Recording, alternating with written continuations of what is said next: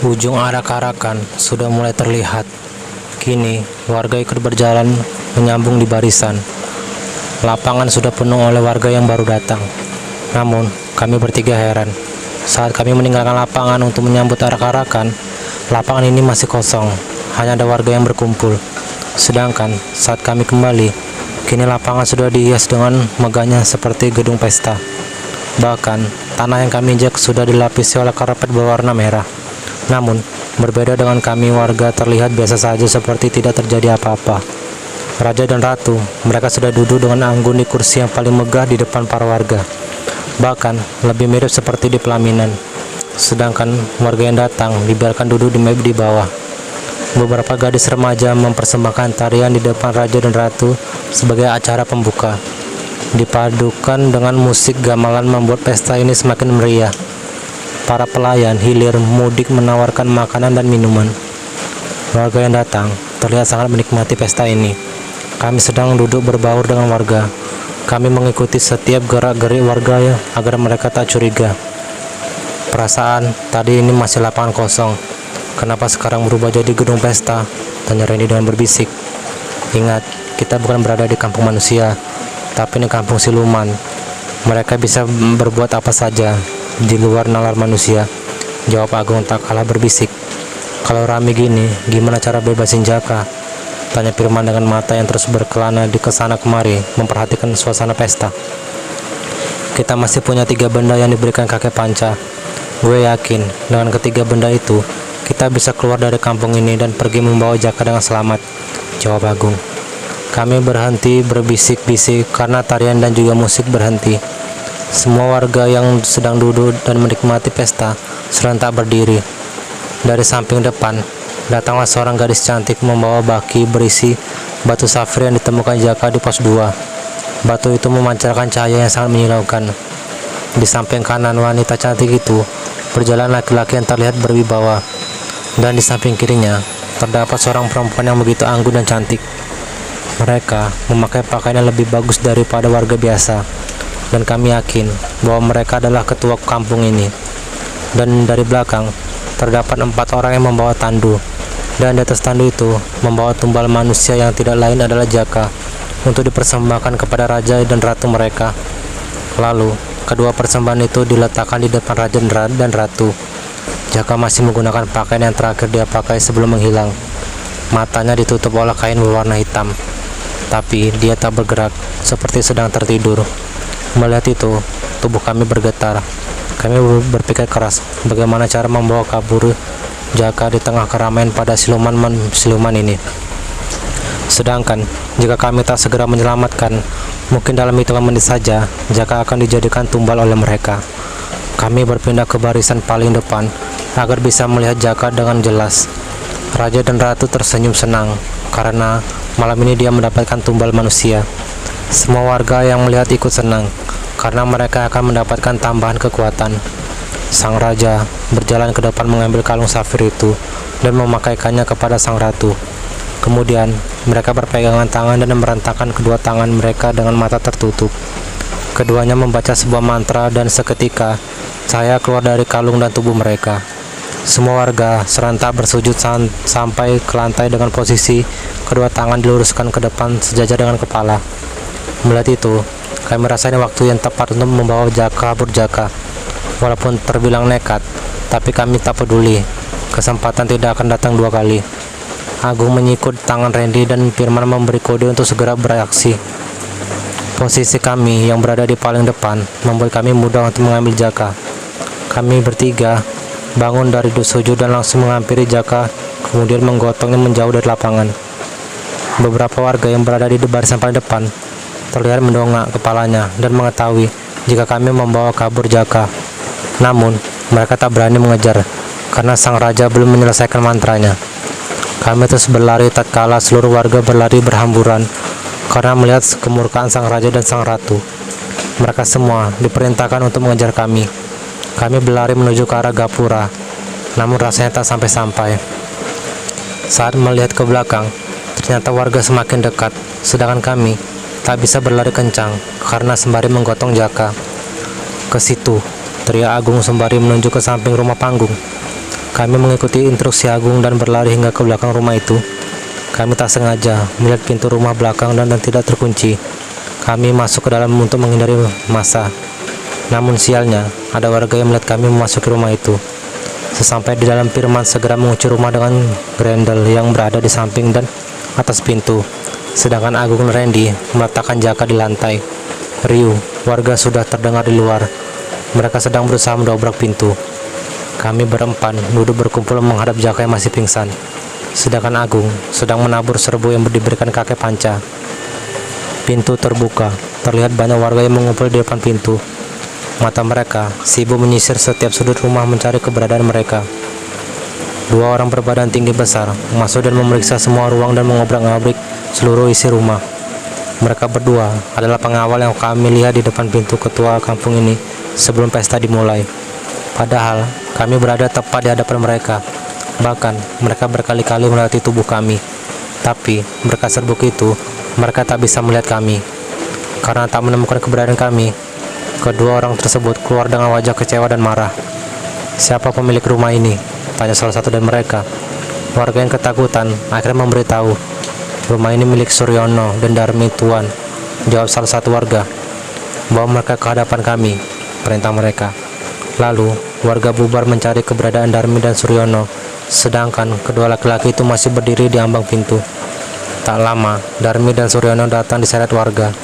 Kemudian didorong ke hadapan dua laki-laki itu. "Dasar pengkhianat," ucap salah satu pengawal. Dengan wajah ketakutan, Darmi dan Suryono bersujud di hadapan para pengawal itu dengan air mata yang sudah tumpah ruah. "Ampuni Tuan, kami bukan pengkhianat," ucap Darmi di sela-sela tangisnya. "Jelas-jelas warga melihat keempat pemuda itu masuk ke rumah kalian, tapi kami tak menemukan siapapun sini. Di mana kalian sembunyikan mereka?" teriak pengawal itu, sembari menendang keduanya hingga terjungkal ke belakang. Tubuh Darmi dan Suryono semakin bergetar mendengar teriakan itu. "Jika kalian tak memberitahu keberadaan mereka sekarang, maka kepalamu akan aku tebas saat ini juga," ancam pengawal. "Ampuni kami Tuan, kami benar-benar tidak tahu apa-apa." Darmi dan Suryono semakin meraung-raung di kaki para pengawal. "Dasar pengkhianat, tua bangka pengkhianat, bunuh dia!" Terlihat amarah puluhan warga yang menghakimi Darmi dan Suryono. Mereka terus melontarkan kata-kata pedas untuk keduanya. Bahkan beberapa di antara mereka ada yang melemparkan batu ke punggung Darmi dan Suryono. Darmi dan Suryono tidak menanggapinya. Mereka memilih untuk terus bersimpuh di kaki para pengawal itu. "Aku tanya sekali lagi, di mana keempat pemuda itu?" tanya pengawal sembari mencengkeram dagu Suryono dengan kuat. "Kami tidak tahu apa-apa Tuan, kami tidak kenal mereka. Ampuni kami Tuan," ucap Suryono sembari menangkupkan kedua tangannya di dada dengan raut wajah ketakutan. Sedangkan Darmi masih menangis sesegukan sembari bersujud di kaki pengawal. Badannya bergetar hebat, keringat dingin mulai membasahi tubuhnya. Terlihat kedua pengawal itu saling berbisik. Lalu tak lama kemudian mereka pergi membawa Darmi dan Suryono dengan cara diseret. Semua warga yang berkumpul ikut pergi meninggalkan rumah itu. Dari dalam rumah terdengar raungan Darmi dan Suryono serta teriakan warga yang menghakimi keduanya. Suara mereka mulai terdengar menjauh. Kami bertiga kaget karena perbuatan kami mengakibatkan dua nyawa terancam. "Gimana ini Gung?" tanya Firman ketakutan. "Kita harus segera bangunkan Jaka dan menyelamatkan mereka. Mereka nggak salah," ucap Agung. Kami bertiga berusaha membangunkan Jaka. Berbagai cara sudah kami lakukan, tapi Jaka tak bergeming. Agung mencoba mengecek denyut nadinya dan semuanya normal. Jaka masih hidup, tapi kenapa dia tak bangun-bangun? Lalu Randy mengeluarkan sisa air minum di tas kami, dan Randy menyiram Jaka dengan air tersebut tepat di wajahnya. Jaka bangun dan terbatuk karena air yang masuk ke hidungnya. Kami lega, akhirnya Jaka bangun juga. Raut wajah Jaka terlihat ketakutan. Mungkin dia mengira masih berada di rumah ketua kampung. Namun, perlahan kesadarannya mulai pulih, dan raut wajah ketakutan itu berubah menjadi tangis bahagia.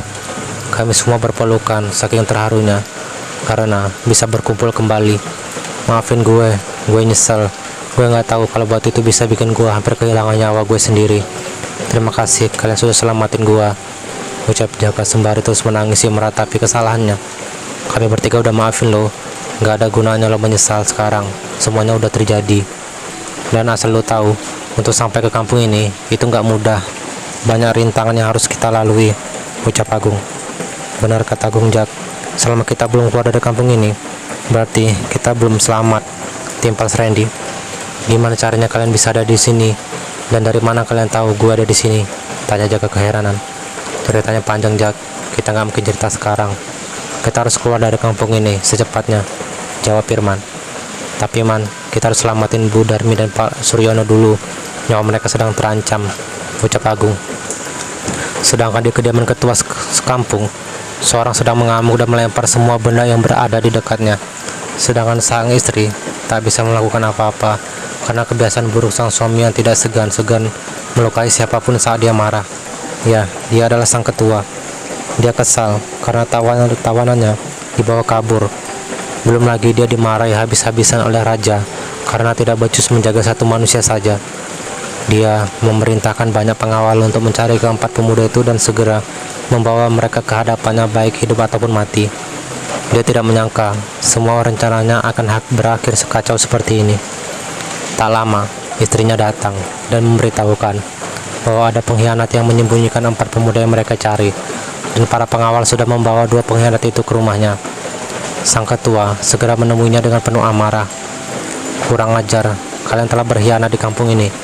Kalian tahu apa hukuman untuk orang yang berkhianat? Tanya sang ketua pada Darmi dan Suryono. Suaranya menggelegar memenuhi seisi ruangan. Saya tidak berniat, ketua. Saya tidak tahu apa-apa. Tangis Suryono dan Darmi kembali pecah saat itu juga. Beritahu aku di mana kalian sembunyikan mereka, maka aku akan melepaskan kalian, ucap sang ketua. Ampun Tuan, kami tidak tahu, ucap Darmi sembari menangis meraung-raung di hadapan sang ketua. Omong kosong, pengawal, bawa dia ke lapangan, ucap ketua dengan sangat murka. Jangan ketua, kami mohon belas kasihan dari ketua. Kami tidak pernah menyembunyikan manusia manapun, teriak Darmi dan Suryono. Mereka terus meronta-ronta. Tapi semua itu sia-sia. Para pengawal membawa keduanya ke lapangan dan mengikat mereka di tiang yang biasa digunakan untuk mengeksekusi para warga yang tidak patuh aturan. Kita nggak punya banyak waktu. Kita harus segera keluar dari rumah ini dan menyelamatkan Bu Darmi dan Pak Suryono, ucap Firman dengan tergesa-gesa. Saking terharunya, mereka sampai lupa kepada Darmi dan Suryono. Siapa mereka? Tanya Jaka. Kita nggak punya waktu lagi buat jelasin semuanya sekarang. Lu udah bisa jalan kan, Jak? Tanya Agung. Bisa, gue nggak apa-apa, jawab Jaka. Mereka bergegas keluar dari rumah Darmi dan Suryono. Tujuan mereka saat ini adalah rumah ketua kampung. Mereka yakin dan Darmi dan Suryono berada di sana. Kita mau kemana? Gue nggak mau berurusan lagi sama rumah itu, Gung. Siapa lagi yang harus kalian selamatkan? Tanya Jaka yang masih kebingungan dengan tindakan teman-temannya. Dia pemilik rumah ini dan dia ditangkap gara-gara ulah kita, ucap Agung sembari terus berjalan. Jaka sebenarnya tidak mengerti, tapi dia enggan bertanya lebih jauh lagi karena sepertinya sekarang bukan waktu yang tepat. Kami berjalan dengan mengendap-endap. Mata kami terus menyisir ke segala arah. Tapi warga sepertinya sudah kembali ke rumah masing-masing karena sudah hampir pagi, sehingga tak ada warga yang berkeliaran. Kendati begitu, kami harus tetap waspada karena ketua kampung ini mempunyai banyak pengawal. Lapangan sudah mulai dekat. Para siluman yang ikut dalam arak-arak pun sepertinya sudah bubar. Lapangan yang semula berhias bak gedung pesta kini berubah menjadi lapangan kosong kembali. Dari kejauhan terlihat 2 orang yang sudah diikat tiang. Mereka adalah Darmi dan Suryono. Serta tak jauh dari situ berdiri sejajar 2 laki-laki berbadan tinggi besar dengan busur panah yang siap dilepaskan. Melihat itu, kami segera berlari untuk menghentikan semua itu. Hentikan, lepaskan mereka. Mereka tidak bersalah, teriak Agung. Semua yang berada di lapangan sontak berbalik ke hadapan kami. Busur panah yang semula mengarah ke kepala Darmi dan Suryono kini beralih mengarah kepada kami berempat. Akhirnya kalian datang juga, tanpa aku harus bersusah payah menangkap kalian, ucap sang ketua. Sudah kuduga jebakanku kali ini pasti berhasil. Dasar kalian manusia bodoh, mudah sekali ditipu. Aku sengaja menyandera mereka, karena aku tahu kalian tidak akan membiarkan mereka mati cuma-cuma karena ulah kalian sendiri, ucap ketua penuh tekanan. Ah sial, ternyata kami dijebak. Pengawal, teriak ketua. Beberapa detik kemudian, datanglah 10 pengawal yang berlari dari segala penjuru rumah batu itu. Mereka kemudian berbaris mengepung kami. Melihat hal itu, tentu saja nyali kami mulai turun. Kami lebih merampatkan barisan untuk melindungi satu sama lain. Gimana ini Gung? Tanya Randy berbisik. Kita ikuti saja permainannya. Ingat, mereka bukan lawan kita secara fisik, tapi kita bisa melawan mereka dengan kecerdikan. Lagian gue yakin mereka nggak akan menghabisi kita begitu saja, jawab Agung dengan berbisik pula. Jaka hanya bisa pasrah. Sebenarnya dia sudah trauma dengan orang-orang itu, tapi dia tak mungkin bisa pergi dari kampung ini tanpa teman-temannya. Sedangkan Firman dan Randy memilih mempercayakan semuanya pada Agung, karena sejak awal perjalanan Agung tak pernah salah mengambil keputusan. Apa mau kalian? Teriak Agung, tak ada raut ketakutan di wajahnya. Lancang sekali kau menatapku dengan tatapan seperti itu. Setelah kalian melakukan kesalahan besar kepadaku, ujar sang ketua murka. Dia menjengkeram dagu Agung dengan sangat keras. Agung menepis tangan itu dengan sekuat tenaga, hingga membuat sang ketua hampir terjungkal ke belakang. Melihat ketuanya hampir terjungkal, semua pengawal serentak mengeluarkan pedang mereka dan mengambil ancang-ancang. Namun, sang ketua mengangkat sebelah tangannya ke udara, tanda melarang untuk bertindak lebih jauh. Jangan bunuh mereka. Aku akan menjadikan mereka tumbal untuk baginda raja di malam bulan purnama nanti. 4 orang manusia sepertinya bisa membuat amarahnya mereda kepadaku, ucap ketua diiringi oleh senyuman sinis. Aku akan mengikuti kemauanmu, tapi lepaskan dulu kedua orang itu, jawab Agung sembari menunjuk ke arah Darmi dan Suryono. Jaka, Randy dan Firman tercengang mendengar perkataan Agung. Mereka tak menyangka hidup mereka akan berakhir di kampung ini. Sedangkan Darmi dan Suryono menggelengkan kepala mereka. Wajah kedua terlihat cemas. Air mata sudah tak tertahan sejak tadi. Jangan lakukan itu, biarkan kami saja yang mati. Cepat pergi dari sini, kalian dalam bahaya, ucap Suryono sembari menekankan setiap kata-kata.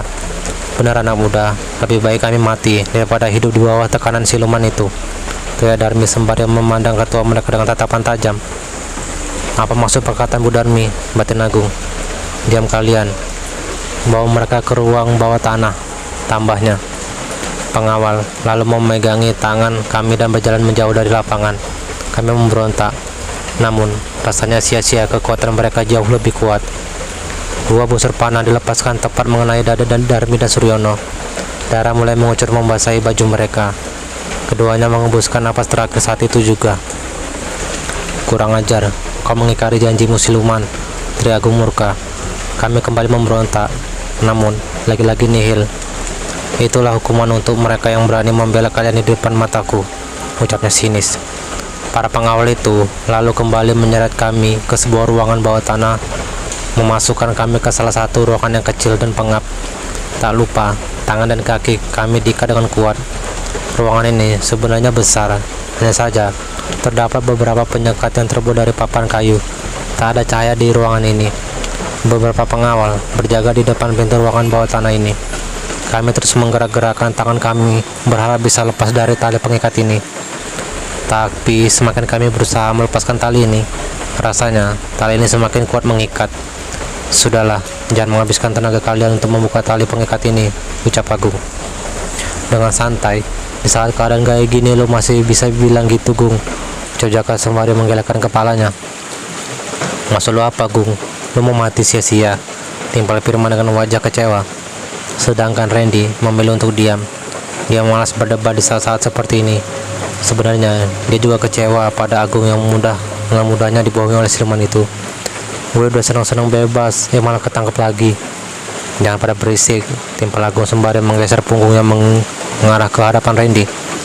Ada belati kecil di saku celana gue, tambah Agung. Wajah Randy, Firman dan Jaka yang semula murung kini berbinar mendengar kata belati. Setidaknya masih ada harapan untuk keluar dari ruangan pengap ini. "Lu dapet dari mana, Gung?" tanya Randy. "Gue nemu di rumah Bu Darmi. Gue sengaja ambil karena gue udah bayangin kejadian ini bakal terjadi. Tapi gue nggak nyangka kalau ketua siluman itu bakal mengingkari janjinya dan nyawa mereka tetap melayang gara-gara kita," jawab Agung dengan kecewa. Samar-samar, mereka seperti mendengar suara rintihan dari ruangan sebelah. Mereka mencoba mengintip, tapi tak bisa melihatnya dengan jelas karena minimnya pencahayaan.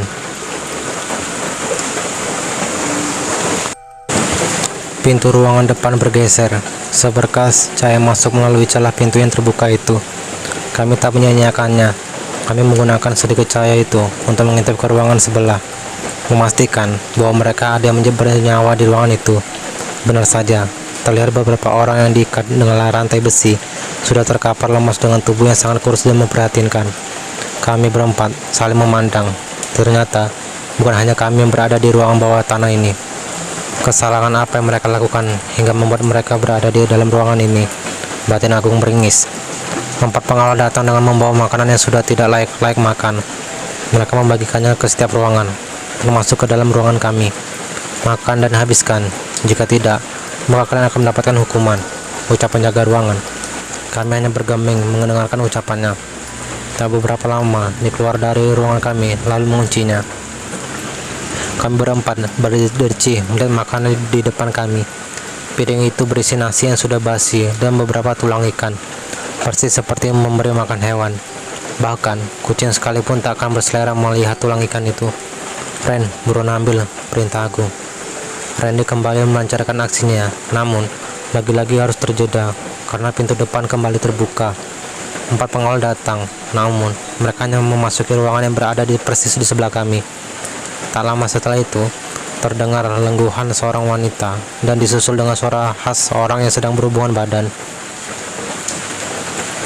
Tak lama setelah itu, terdengar lengguhan seorang wanita dari balik ruang sebelah dan disusul oleh suara khas orang yang sedang melakukan hubungan badan. Kami saling memandang satu sama lain dan mencoba mengintip dari celah-celah kayu.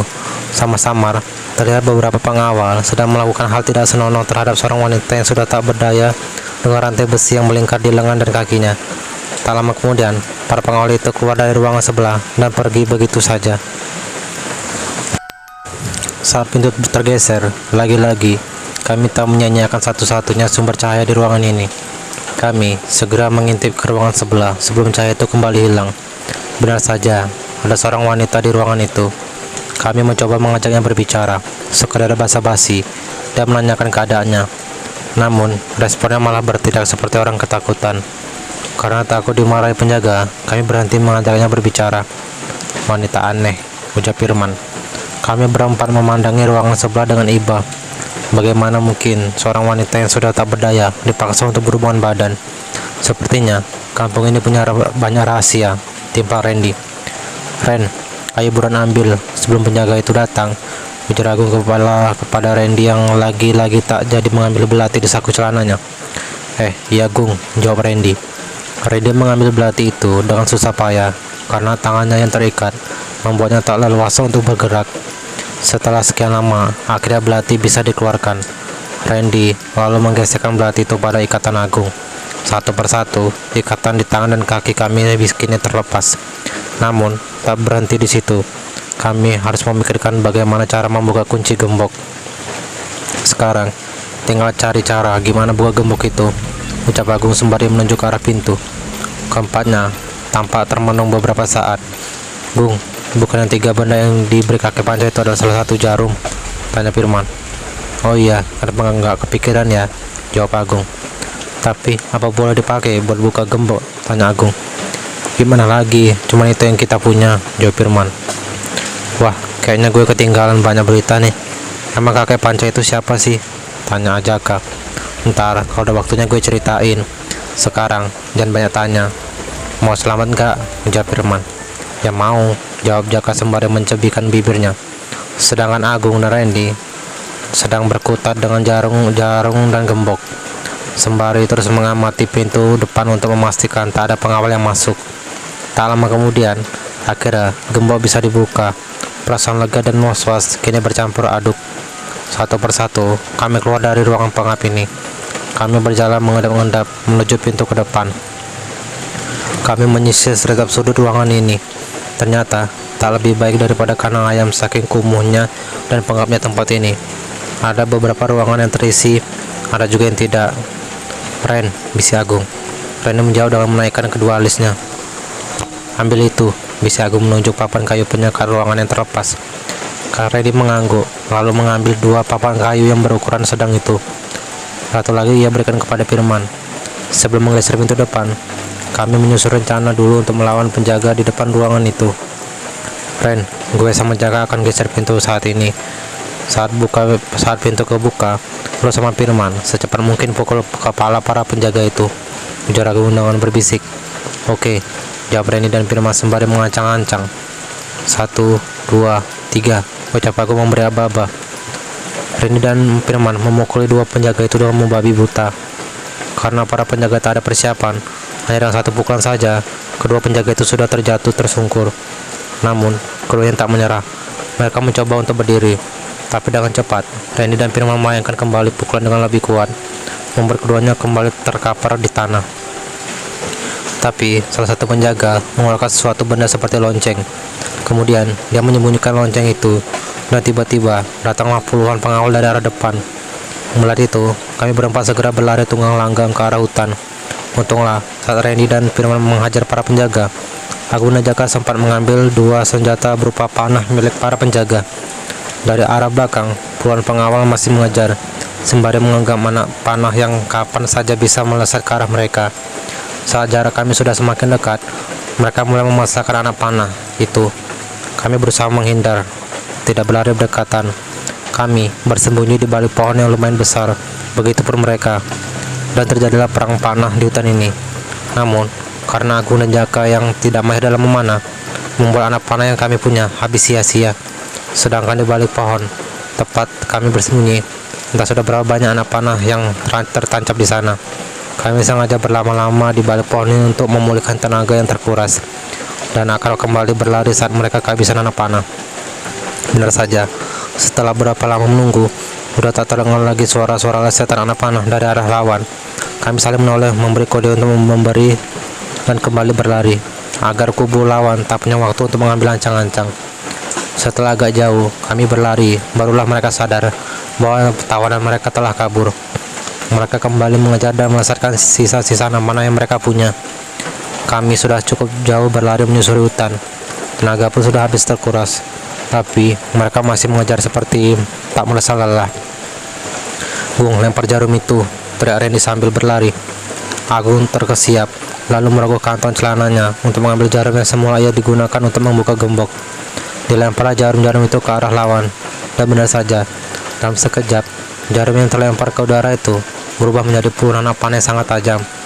Anak panah itu kemudian melesat ke arah puluhan pengawal, tanpa ada yang meleset satupun.